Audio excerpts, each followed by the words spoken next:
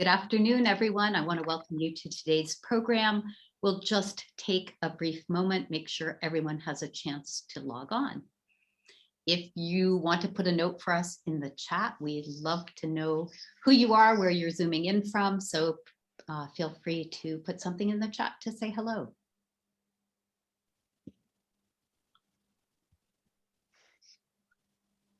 Hi, Belle.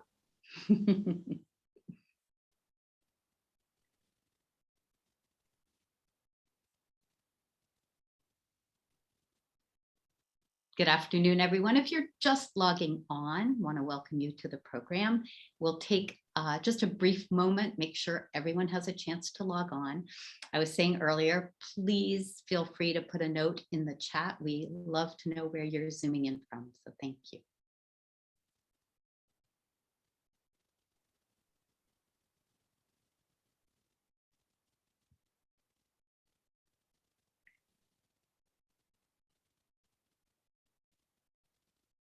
Oh, I love seeing people put their names in the chat. Thank you. Wonderful to see where everyone is from. We're just going to give it one more second and we'll start in about maybe a little more than a second. We'll start in about a minute.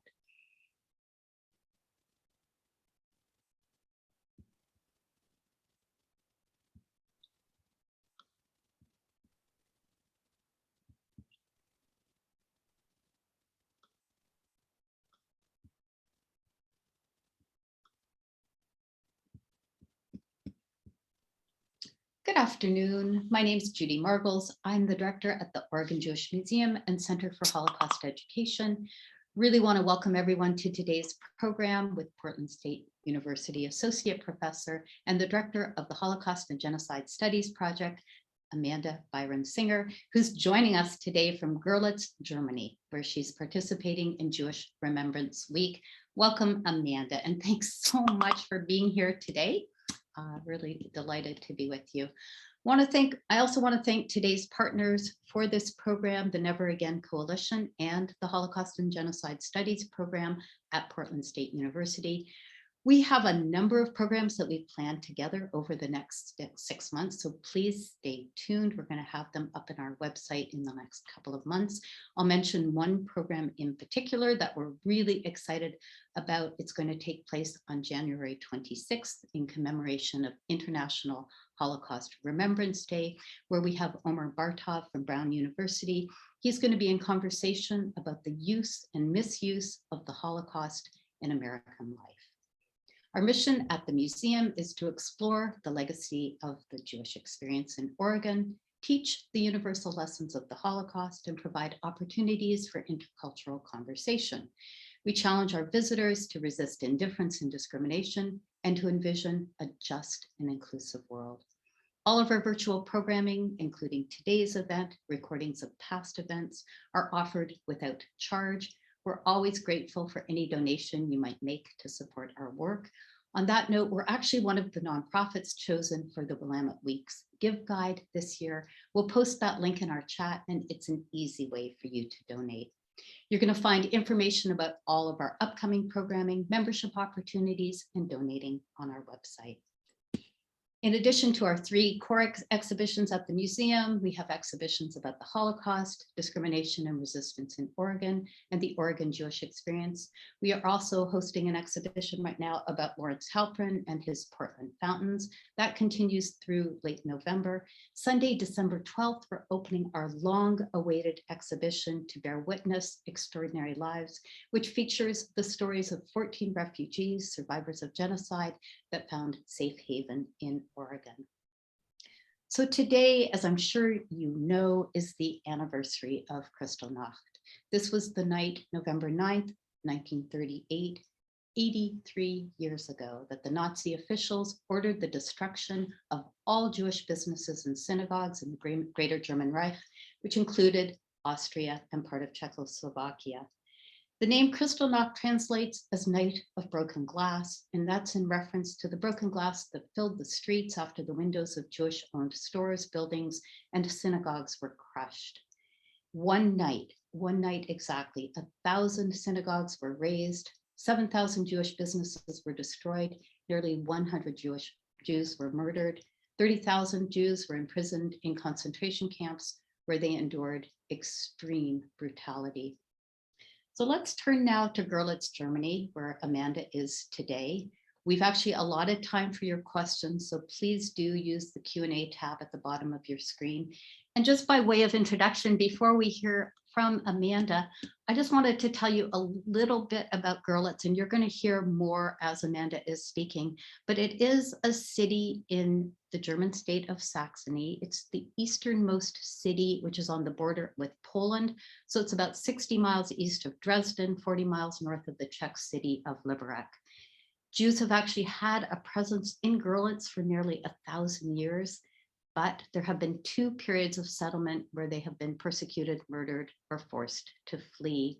So they were first expelled from Goerlitz in 1396 when they were banned, and then they were banned from living there again until 1847. They managed to live between 1847 and the 1930s in relative prosperity, but of course in 1933, life for the Jews in Goerlitz became perilous. By 1940, the Jewish community was destroyed. All had either fled or were murdered as the result of Nazi atrocities. So Amanda, first of all, thank you so much. What time is it there? 9 o'clock at night. Okay, that's semi-civilized, right? But I'm really so appreciative that you are here today to talk about your experience in attending this conference and what it's like to be in Germany for Kristallnacht. So I'm going to hand you the floor, so to speak, and tell us a little bit about this experience of being in Goerlitz for Jewish Remembrance Week. I think we'd like to know your personal story, why you yourself wanted to be there, and of course, talk a little bit about your project Redignification through Remembrance and how this whole redignification theme affects the work that you're doing. So welcome, I hand the floor to you. Thank you so much, Judy, and thank you to the Oregon Jewish Museum and Center for Holocaust Education for hosting this talk. So I'll tell you a little bit about Jewish Remembrance Week to start off. It's an amazing story, actually. And it's a story of a young American woman who came to Dresden as an opera singer and met and married a secular Israeli Jew who got a job in Goerlitz. So she arrived in Goerlitz and saw that there was a beautiful synagogue here that had been restored. And she was enjoying the beauty of the synagogue, but learned that there was no Jewish community surrounding the synagogue. There was no congregation that was worshiping in the synagogue. And she thought, what happened to all the Jews that lived here? Suddenly, COVID hit, and she needed a project because she was stuck inside during COVID. And she began to research what happened to the Jews of Goerlitz because she didn't know. And in her research, she found something called a Posey book, which is an autograph book of a young woman called Eva. And in this book, she found signatures from people who had lived in Goerlitz in the 1930s. And that was the basis from which she started trying to find these descendants using all of her mad social media skills, Facebook and Ancestry.com and other things she could find on the internet to try and locate all of these people. And miraculously, she found almost 100 people who were direct descendants of the Jewish community in Goerlitz.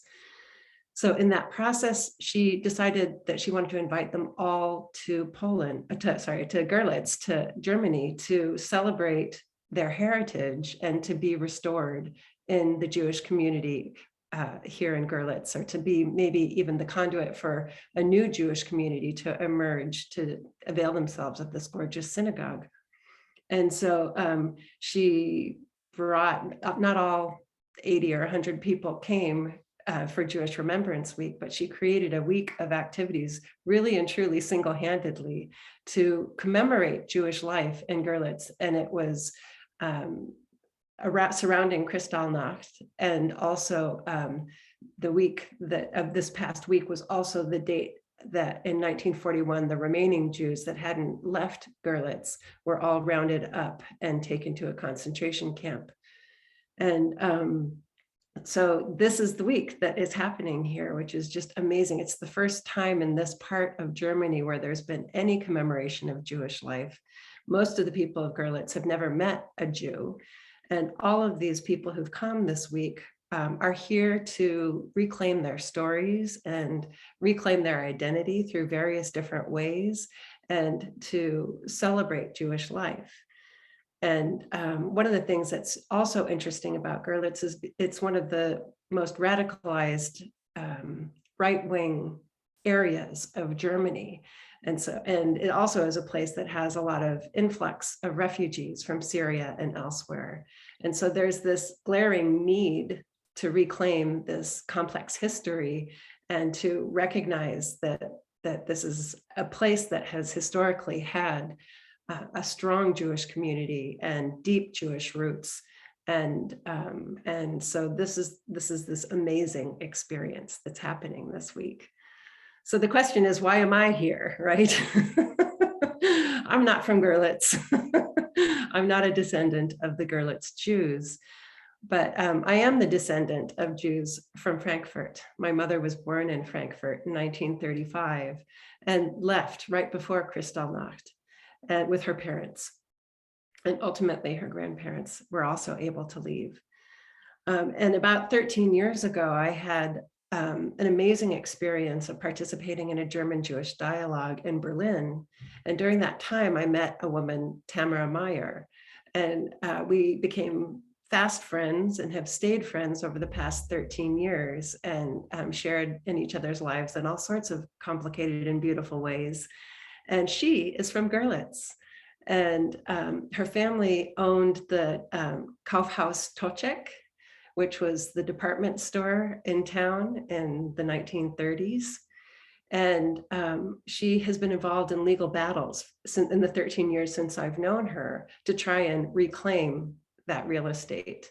And it's been this long and continues to be a very contentious process within the Goerlitz community because there's a lot of false narratives about what happened in the 1930s.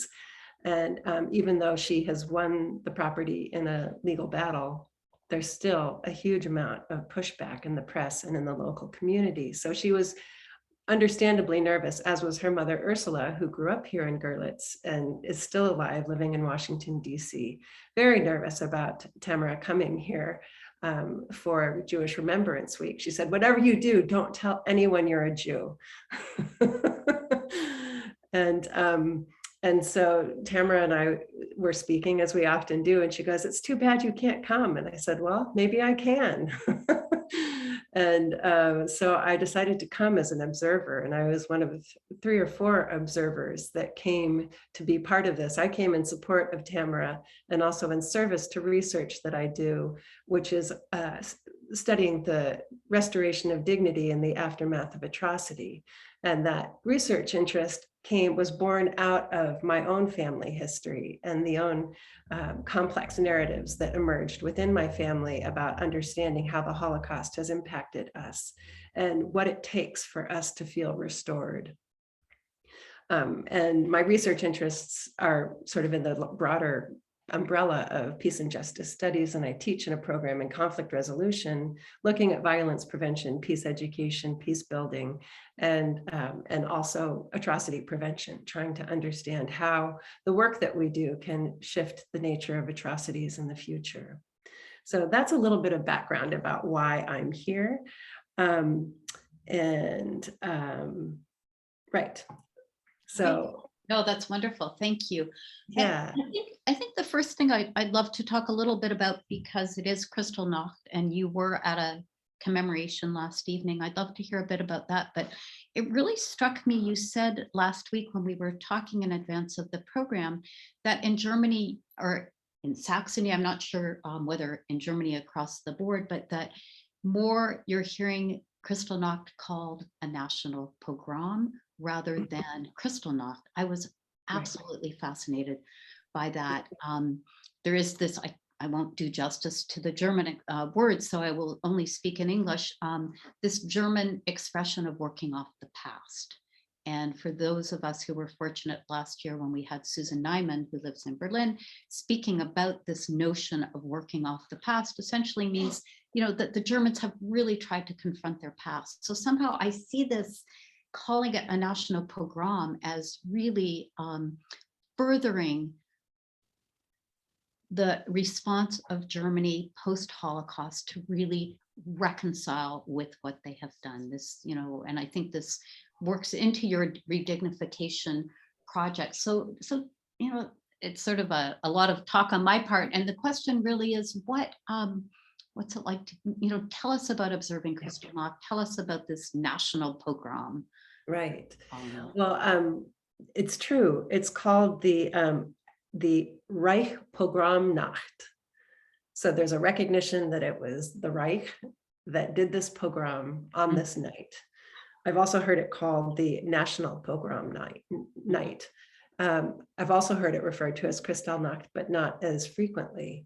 And so that was totally new for me. I've never heard that reference. And it's one of those things that takes away the euphemistic sort of niceties of Kristallnacht, which sounds kind of glorious if you don't know what it means, and speaks more specifically to the pogrom that was enacted that night. And one of the things, as you say, this reckoning with the past is something that Germany, by and large, has done a really brilliant job of, more so than even the United States, at recognizing past harms. And so one of the things that happened, it wasn't last night, it was tonight, minutes ago. There's a standing alone from Jewish Remembrance Week, not having to do with that at all. There's an annual celebration or commemoration that happens at the Mother Church in Goerlitz, and I have some pictures that I'll share with you. Yeah, here. Thank you, Amber. This is tonight, a few minutes ago, in the Frauenkirche, right in the center of Goerlitz, where there was a beautiful half-hour-long ceremony, perhaps, during which Jewish melodies were played on the organ, and a sermon was given by two different clergy. I'm not sure who they were or what their affiliations were, really talking about the betrayal of Christianity that happened during the Holocaust and during Kristallnacht in particular, and the insistence upon reclaiming the words of Christianity, the beliefs of Christianity, as a way to move forward, not just recognizing the betrayal of the past, but taking it into the current moment and understanding what it means to welcome the refugees that are here as well. So it was an incredibly moving service in this gorgeous old church. And then there were probably about 200 people in the crowd, which was astonishing in and of itself. Most older people, there was probably a dozen younger people. And then everyone took a candle, and there was a candlelight march from the Frauenkirche to the synagogue. And at the synagogue, there were speeches by the town officials. There was a beautiful commemorative wreath laid at the synagogue, and all of the descendants from Goerlitz were able to come up and give speeches and put the candles into this sand creation. I have a picture of that, but I didn't get a chance to send it to Amber in advance. And then there was an evening program happening in the synagogue afterwards that I couldn't attend because I came here to talk with you all. But it was deeply moving, and it was very emblematic of the fact, as I say, this happens even without the Jewish descendants or the Jewish Commemoration Week, because there's a real recognition in this community of Goerlitz that there was wrong that was done that needs to be both remembered and amended. And so this is one of the things that has been amazing all along. In the Jewish Remembrance Week, we've had sold out rooms, attendance that has, burst the seams of the COVID restrictions and all of the places that we've been, because the community here is truly interested in participating and remembering Jewish life. Obviously, not everyone, because it's because of the radicalization that exists here. There's the same polarization that we experience in the United States, but there is this majority of people who want to make amends for what their ancestors did, in some cases what they did, because there are people here who are survivors of that time, to try and, usher in a new era of tolerance.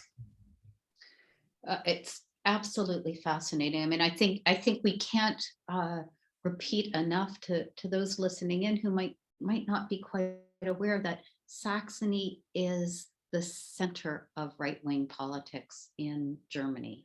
The right-wing nationalist party, the AfD, Alternative for Germany, is based right there. And we're going to come back to that shortly. So I'm curious, I have a couple of questions about this, Amanda. So who was there? Were they mostly elderly people? Did you see young people as well? Who are these 150 people participating in this service? It was mostly older people. You can see in these pictures a lot of gray hair. But there were also, as I say, a dozen or even 25 young people in the crowd of 150, say. There are a lot of young people in Goerlitz, and the descendants have been going to the schools to give presentations about their ancestry and about their histories and their families. So there is an effort being made to use this experience as a teaching tool for younger generations. In fact, I mentioned the young woman whose brainchild Jewish Remembrance Week is. She found this book of signatures of these young people in the 1930s who had signed this book. She's actually published that POSI book in English, German, and Polish, and has been distributing it to schools and been using it as a teaching tool in the area to bring to life some of the stories. And one of the things that I'll just mention was that there was a celebrity appearance of Anne Frank in that book, because there were connections between families in Goerlitz and families in Holland. And so Anne Frank had signed this signature book, and the boy, Peter, who she loved and wrote about, is from Goerlitz. And so there were many pictures of him as well in this signature book. And so there's this appeal, I think, to Holocaust education. Goerlitz, has sort of found this way to recognize itself as an important part of this known story. And these tools are being used to try and influence the children in the area. They've spoken in the descendants spoken schools in Poland as well as in Goerlitz. I should just say that Goerlitz was split in half by a river. After World War II, Goerlitz was split in half, and half of it went to Poland and half of it is still German. And so literally we walked across the river to Poland for dinner one night. So we're very close. It's a very interwoven, in some ways it's a very interwoven community. In some ways it's very, very divided. But so were there Poles at the service? I don't think so. And someone actually, it is a question from the audience, but it's a perfectly timed question. Were you able to talk to anyone to ask them specifically why they were there? Were they there for, the question is, did you sense they were there for religious reasons, political reasons, moral reasons? What I noticed was that everyone in the church knew the cadence of the prayers that were being offered. So my sense was that they were congregants of the Mother Church. I didn't have it. My German is very rusty and I'm very shy about using it. So I can follow along, but I'm not very good at asking questions and talking to people. Yeah. So I'd like to, you mentioned the synagogue, that after the service in the church, some people went over the synagogue. So I do want you to talk a little bit about the synagogue, and I know that you sent a couple of slides of the synagogue. My understanding is there was one synagogue in Goerlitz that it was on Kristallnacht, it was set on fire. It was. And what I read actually is that firefighters decided to go against the orders and extinguish the fire so that it wasn't destroyed. It was damaged, but not heavily damaged. But that after the war, obviously no Jews living in Goerlitz, and that it housed, what did I read? That it housed a family with goats and pigs. So it was it just makes my heart jump to even say that out loud. But that people, that there were not Jews who were going to the service, but now it's been recently restored. So I'd love you to talk about, you were in the synagogue, as I understand. Yeah. Yes. Amber, can we Oh. see the pictures of the synagogue? That's not the synagogue. Oh, Yeah, there it is. that's the synagogue. Thank you. So the synagogue is stunningly gorgeous. It's recently completed in its full renovation, and there had been attempts to renovate it over 30 years. So it took 30 years to do it. I think it was the city of Goerlitz that paid for it to be renovated. I don't know for a fact that that's true, but I can tell you that currently there is no community worshiping there. It's all ready for the asking. But it's currently doing, it's housing community events and such. It's not a practicing, there's not a congregation that's occupying it yet. And part of it is because there just aren't any Jews in Goerlitz. I think Judy had done some research and found that there were maybe 30 in the town of Goerlitz, which I think, is a lot from what, I know of one. I've met one. And so the hope is, I think the group of 30 that live here have had some meetings, and there's a prayer room behind, in the back that they have held some prayer meetings, but they don't actually have it as an operative synagogue yet.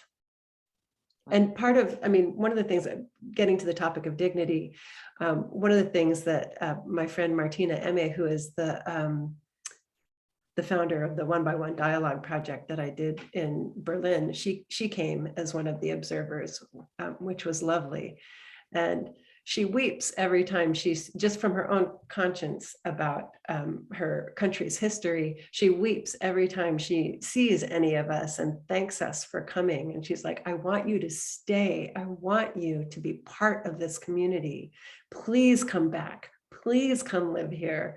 And I think that is the hope of many people who have been involved in this, is just seeing Jews come back, are the descendants of the people who were here and expulsed.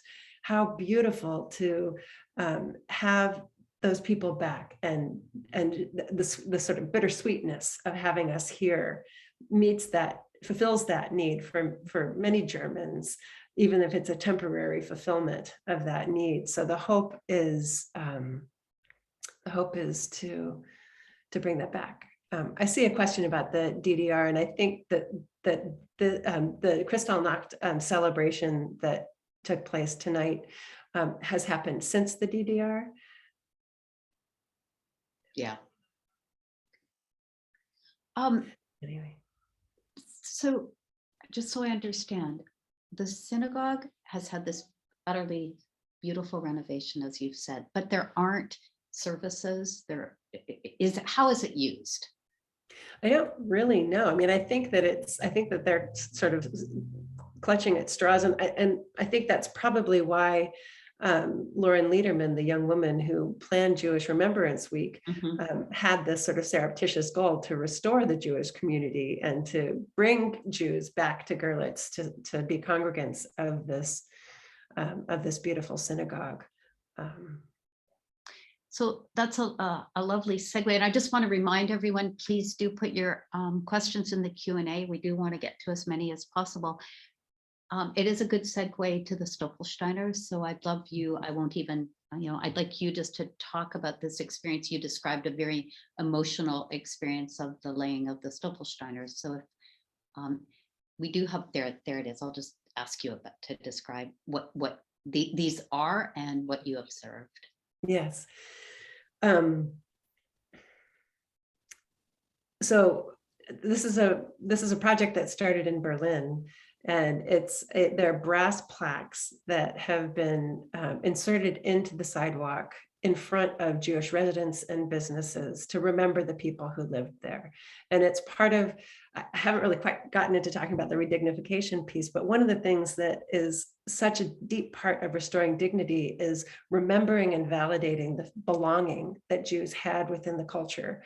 And so the Stolpersteiners are that. They're enduring reminders of the Jewish community that lived there. And they're all over Berlin, and they're in other communities as well. And it's a continuous project. And there are groups of people within each community that care for the Stolperstein.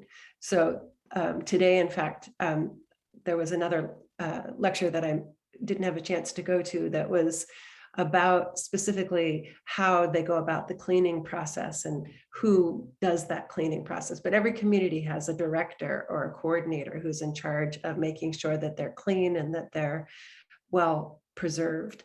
And so one of the goals, there had been Stolperstein in Goerlitz, a few of them, I can't remember the exact number, but I think we laid maybe 12 this week, 3 of which went in Poland, and they were the first in Poland, in the town that used to be part of Goerlitz. And so they named the person who lived there and tell a little bit something about who they were or where they worked or whether they lived there or the business that was there.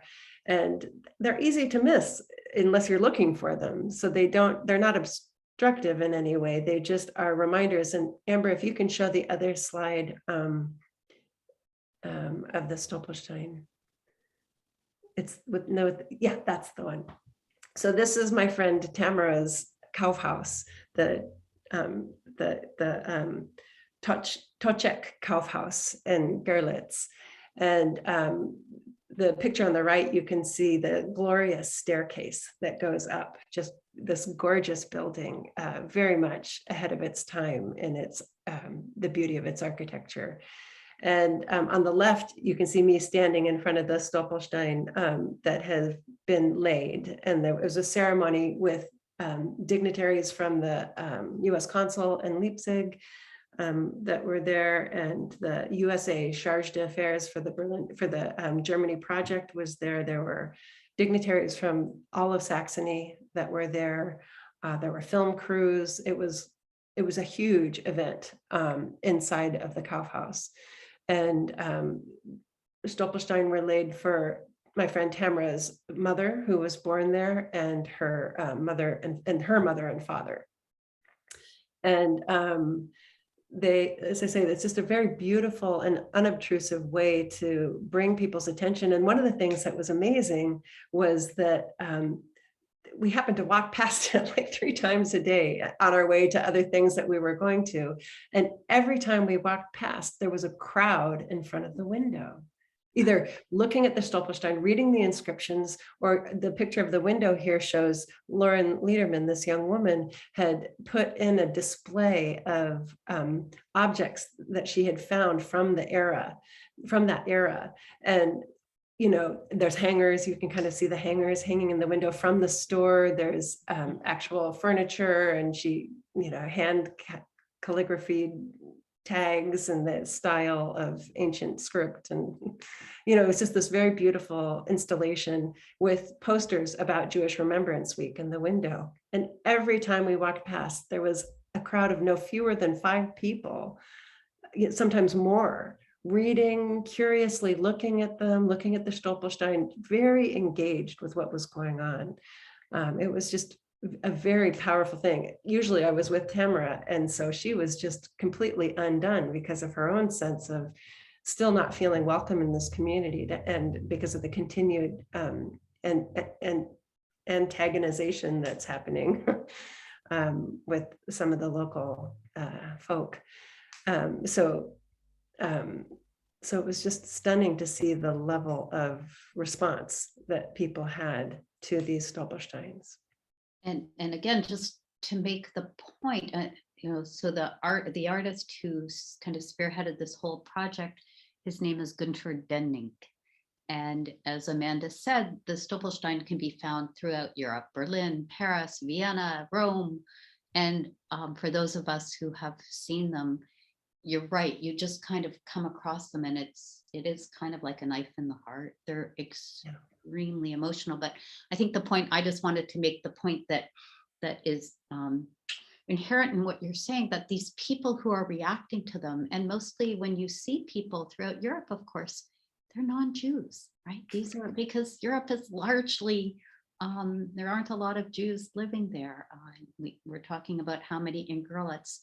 So I did want to make that point. So, just a little segue into your own emotional state. I mean, there's a lot going on this week. Your own personal story, the redignification, being there for Kristallnacht. I mean, are you seeing and then you're with the descendants, and I'd love you to say a little bit more about the descendants and how you're all kind of keeping your emotions in check, or do you feel you need to? It's a great question.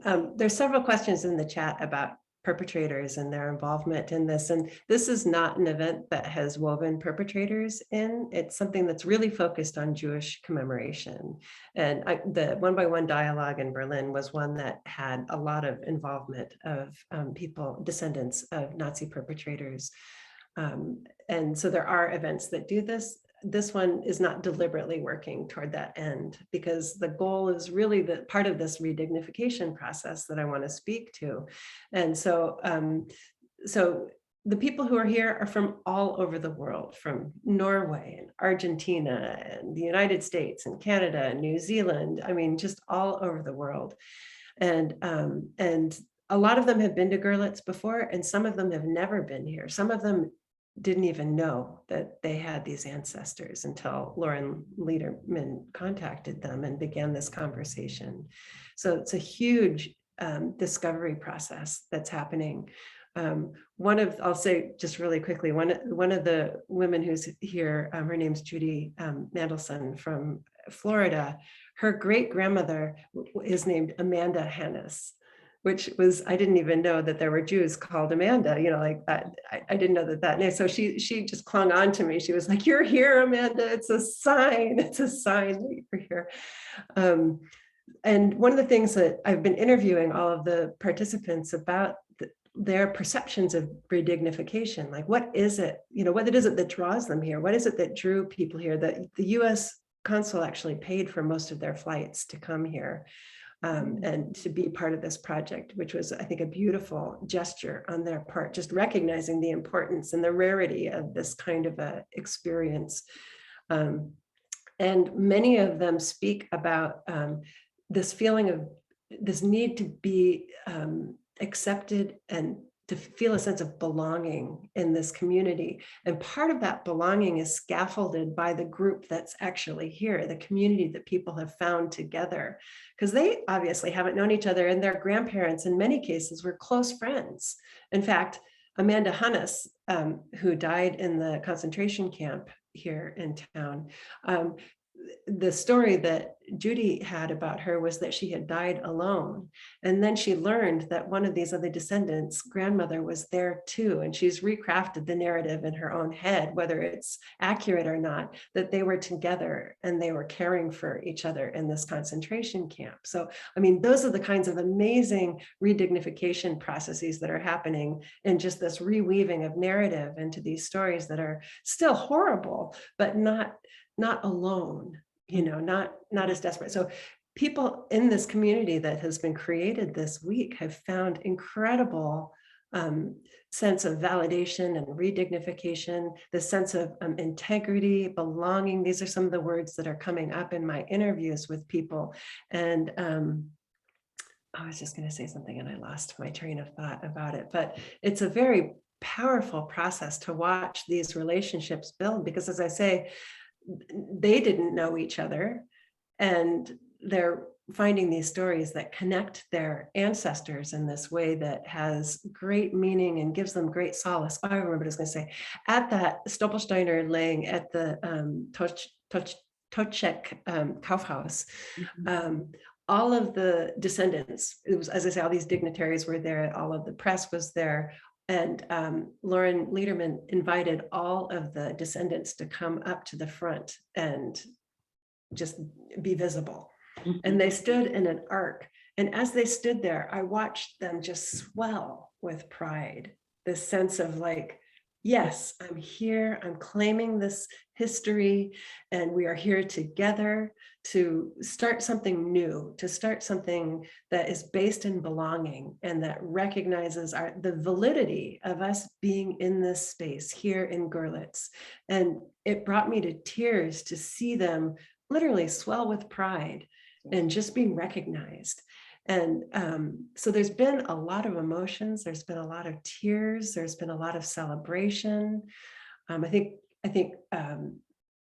for like, Tamara's probably had the hardest time because of the continued contestation that's happening around her history.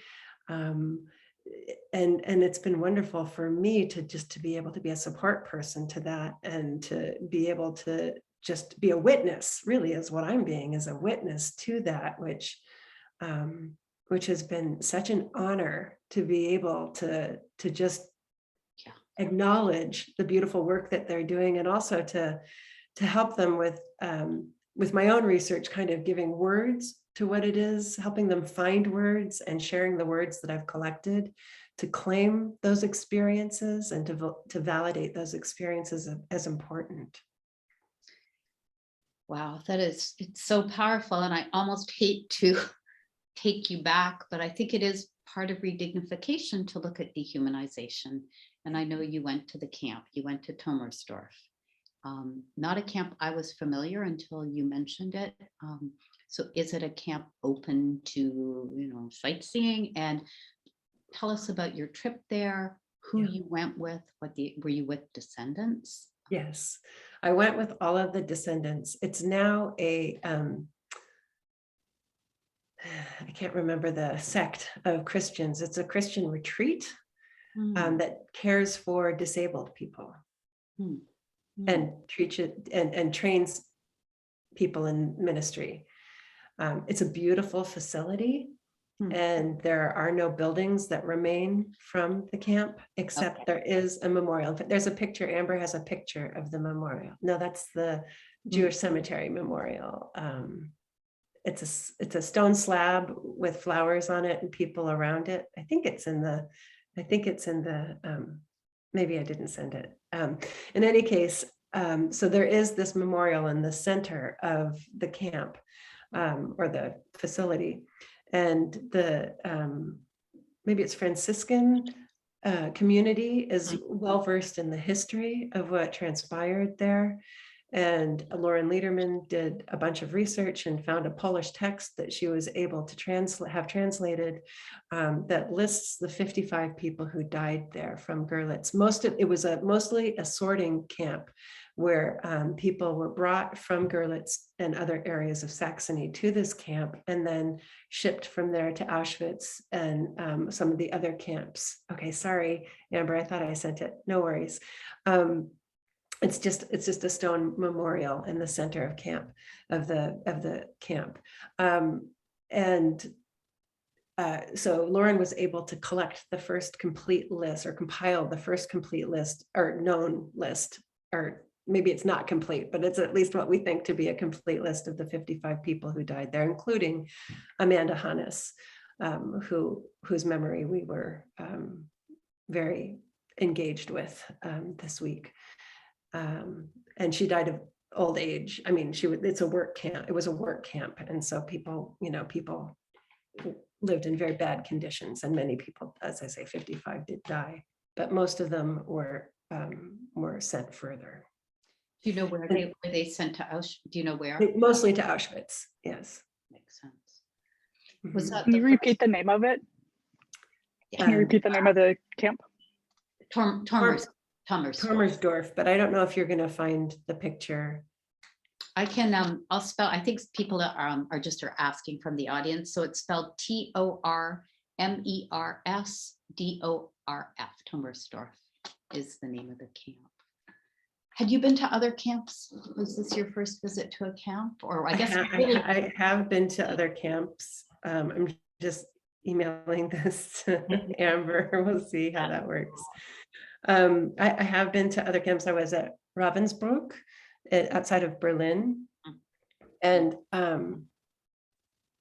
It just must be very strange to be in a camp that's no longer with the building. it is very torn down. strange. Did you hear anything about the history of why the decision to kind of rehabilitate the camp and not change the name? Is there a town there as well? It's not a town, it's a very rural area. It's mostly fruit trees. Mhm. And yeah, so there wasn't a town there. It was very much outside of, you know, any city or town. Well, there it Thank is. you. Thanks, Perfect. There it Amber. is. So this is the memorial. And we laid 55 flowers on it to honor the 55 people whose names we have. And in fact, the memorial, the memorial picture that Amber showed first at the Jewish cemetery, I believe those are the 55 people as well. So is there a Jewish cemetery in Goerlitz? There is a Jewish cemetery in Goerlitz. Sorry to make you work so hard, Amber, but that was the picture that you showed previously of the sort of angular. That's right. Yeah, let's memorial. pull that one up again so we can Yeah, see. That's the cemetery. This is at the Jewish cemetery, and it's a very small cemetery. Several people had been there over the course of many years, and it's been in various stages of disrepair. It's been desecrated several times, and even recently it's been desecrated. There have been efforts to restore it, and there are some restored. It's been cleaned, things have been sort of put back into some sense of order, but all of the Jewish stars were pried off of the tombstones, and several of the tombstones have the Hebrew script scraped off as well. Do you happen to know the oldest grave in the cemetery by any chance? I don't, but just in looking at the tombstones today, it was mostly 1800s. So very. And you mentioned that the desecration of the cemetery, which of course is happening everywhere, but it does lead into, so let's just talk a little bit about Saxony and about the alternative for Germany. And I know you're not an expert, but I have to say last night when I was thinking of questions to ask you, one of the questions I wanted to ask, did you see any signs of the AfD? So for those who don't know, the AfD is the nationalist and right-wing populist party in Germany. They are just far right. And Saxony has been for many years, regrettably, kind of the center of the AfD. The most recent elections, actually, the AfD did not do well. So there's some brighter lights than, say, a decade ago. But then I wake up this morning, Amanda, and you had sent me photos from the rally, and which Amber will show us. But so they're there and they're protesting, and I'll just tell us all about what's going on. Yeah, well, what I can tell you is that probably about 40% of the vote goes to AfD in the Saxony region. The leaders of Goerlitz claim that it's less in Goerlitz proper, but there's certainly a presence in Goerlitz. We had police escorts for all of our events, so there was no threats observable, but there was enough of a threat to warrant police escorts for all of our events. This is in the square right adjacent to the hotel that I'm broadcasting from right now. And there was a crowd of about 150 people with megaphones and a big sign that says, "Thank you, Poland, for keeping Germany and Europe safe," which refers to the anti-immigrant sentiments and violence that's being perpetrated by Poland right now. And the middle picture, which is difficult to see because of the size and the blur of it, is through a cafe window, but there were Trump flags being waved by participants, recognizing Trump as being a brand or a symbol for anti-immigrant sentiment and nationalism. Obviously, Trump isn't, no one in Goerlitz is voting for Trump, but his brand is one that has salience in this movement of the AfD. and this brand of radicalization. You mentioned that they protest every Monday night. Every Monday is protest night. Yeah. Monday is meatloaf night, right? I mean, it's just extraordinary. And the townspeople, so it's so incongruous that you've got this town that expelled the Jews, murdered the Jews, this town that is reconciling with their past, commemorating at Kristallnacht. So how do they, are the protesters townspeople, do you think, or do their people just come in from other parts of the state? And how are the townspeople interacting with them? Do we know? It's an interesting question, and I heard speculation on all different things, and I don't have an answer for you. Sure. I can tell you on a personal level, right after this commenced, or right after it was done, probably around 11 o'clock last night, I was walking from this hotel to my hotel, my lesser hotel, in a different part of Goerlitz, and with bad internet. And I walked past a group of men, and I had this moment where I was like, the signs, Teresa, say, thank you, Poland, for keeping Germany and Europe safe. And they're in Polish and in German. So I was walking to my hotel, and there were this group of like 5 guys. And I had this moment where I was like, oh, wait, what do I do? Like, am I a target? Am I an agent? What should I, like, how should I carry myself in this dark of night? There's no one else on the street. And so I took my hands out of my pocket and just kind of made myself look kind of large and confident. And as I passed them, it was 5 Syrian young men. And we had this like triple take where we were both checking each other out to try and see if we were safe. And it was just a very poignant moment. Beautiful. Wow. I'm looking at the time, and I'm saying, do put your questions into the chat if you have any. There is a question, and I think it's the question that any of us who have traveled in Germany and Austria, it does go through our head. So the people in the church at the service, do we have a sense that some of them were members of the Nazi Party, and I mean, who knows what they did?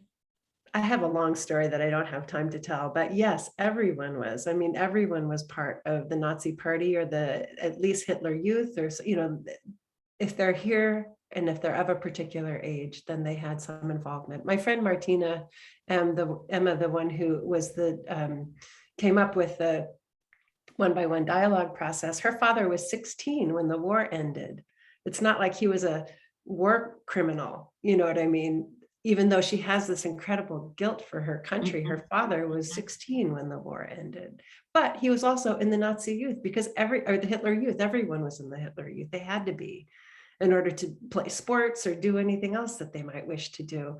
And so there is this sense of accountability that comes up. And accountability is a really important word, even in the negotiation of dignity. Like, how are we accountable for our past? And how are we accountable for our present? Like, how do we negotiate that?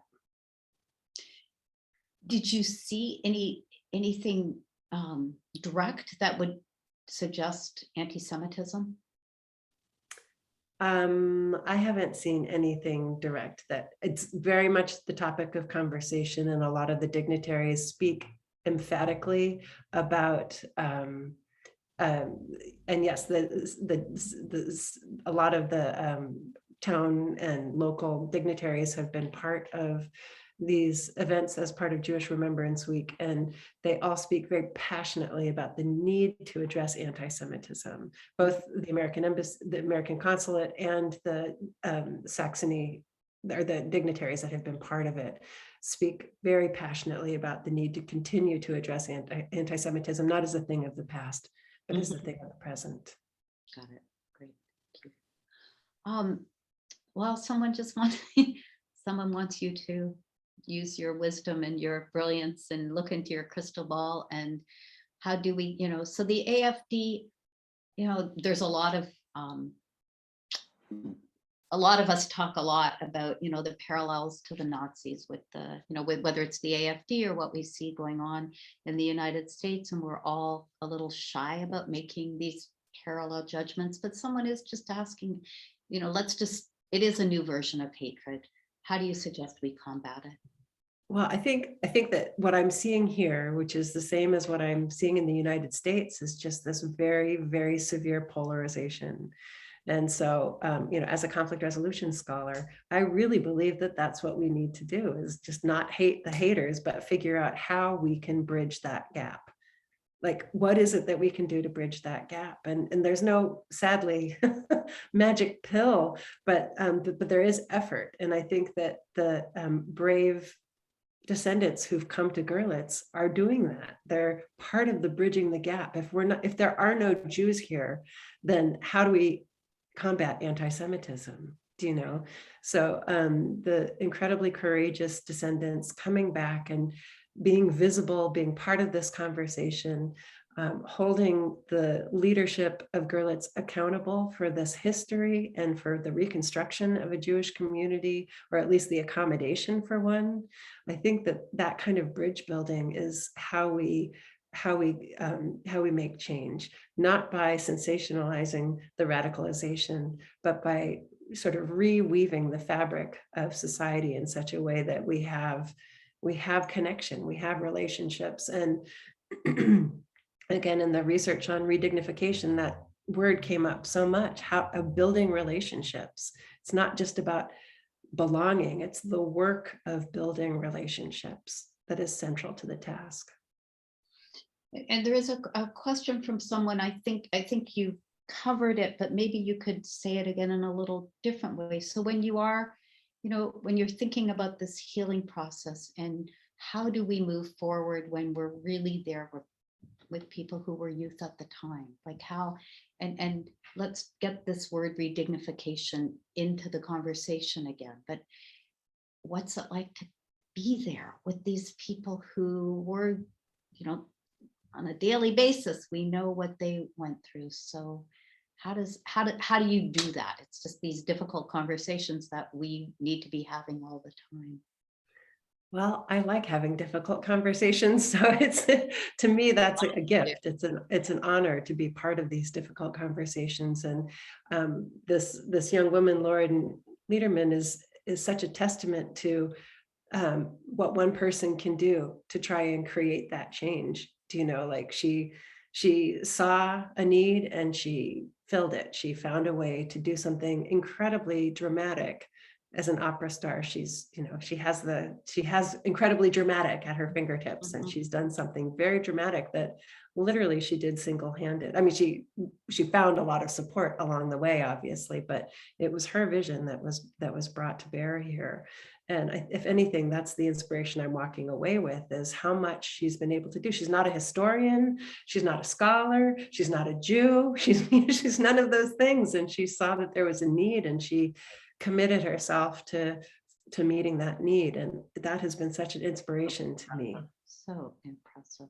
And I will just say at the beginning, I did mention that this is a first of a number of programs that we're going to be hosting over the next 6 months with the Never Again Coalition and the Holocaust and Genocide Studies Project at Portland State, of which Amanda is the director. But in February, we are going to be showing this film called Final Account, and stay tuned. You'll see it publicized, and if you're not yet getting our emails, you can sign up on our website.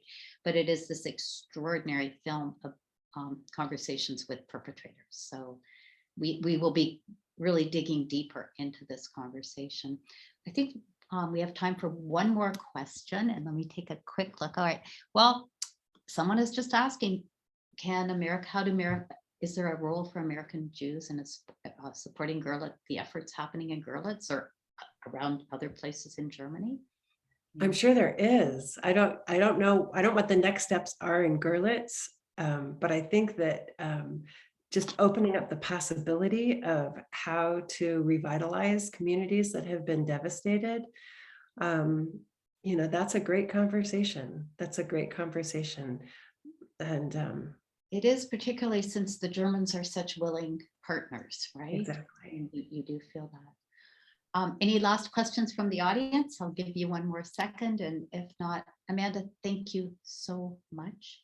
You get to go off and experience your last evening there, and we look forward to further conversations. Thanks everyone for joining us. It's a powerful day. It's not a day that anybody in the who does the work that we do at the museum takes lightly. I think it is a day that weighs heavily on us, and it's just so encouraging to hear the experiences you've had, particularly with the citizens in Goerlitz. So go out there and thank them for all of us.